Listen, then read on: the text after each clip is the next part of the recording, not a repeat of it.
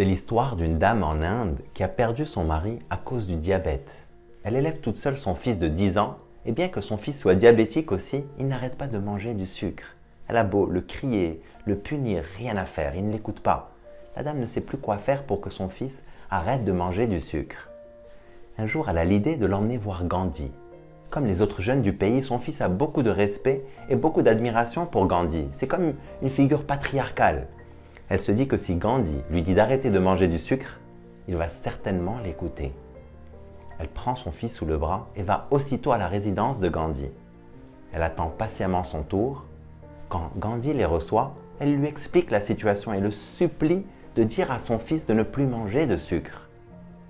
Gandhi l'écoute attentivement, il réfléchit un instant, puis lui dit « Revenez me voir dans 20 jours ».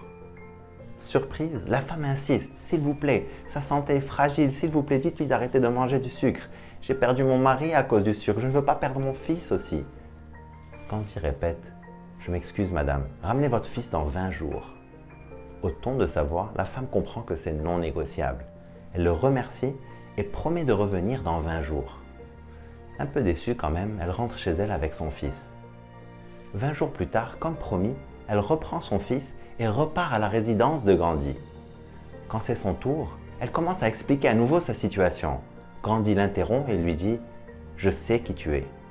Il se dirige vers le garçon, il le regarde droit dans les yeux et fermement mais tendrement, il lui dit « Arrête de manger du sucre ». Il se retourne et s'en va. Étonnée, la dame s'empresse de le suivre. Elle lui dit « Gandhi, Gandhi, s'il vous plaît, un moment ». Gandhi s'arrête et là la dame lui dit « Ça vous a pris 1 minute. Vous auriez pu lui dire la même chose la première fois. Pourquoi vous m'avez laissé attendre 20 jours ?» Gandhi la regarde et répond calmement « Il y a 20 jours, je mangeais du sucre. Je ne peux pas demander à quelqu'un de faire quelque chose alors que moi-même, je ne l'ai pas faite. » Beaucoup de gens parlent pour donner des conseils ou pour donner des leçons. Avec les réseaux sociaux, ça c'est comme multiplié. Tu scrolles sur Insta ou sur Facebook et ça regorge d'experts de tout genre. À les écouter, on dirait qu'ils ont trouvé la formule pour être plus beau, plus riche, plus performant, plus heureux. Seulement quand tu vois la vie de certaines de ces personnes, leur vie ne reflète pas du tout ce qu'elles prêchent. Comment tu peux prétendre apprendre aux autres comment devenir riche et libre financièrement quand toi tu es fauché? Ou comment tu peux donner des conseils sur comment être heureux en couple quand toi tu es célibataire? Ça ne tient pas debout, tu n'as aucune légitimité. C'est un comportement qu'on retrouve en entreprise.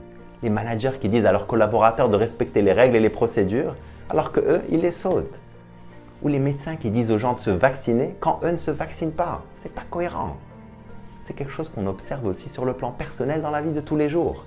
Comment tu peux dire aux gens de respecter la queue quand toi tu es le premier à gruger? Ou comment tu peux demander à tes enfants de ne pas voir leur téléphone à table quand toi tu as le nez dans ton écran? Tu n'es pas crédible. Tes actes vont toujours parler bien plus fort que tout ce que tu peux dire. La réalité, c'est que les personnes n'écoutent pas ce que tu dis. Elles regardent comment tu vis. Si tu veux être respecté, si tu veux préserver ton estime de soi aussi, sois cohérent avec ce que tu prêches.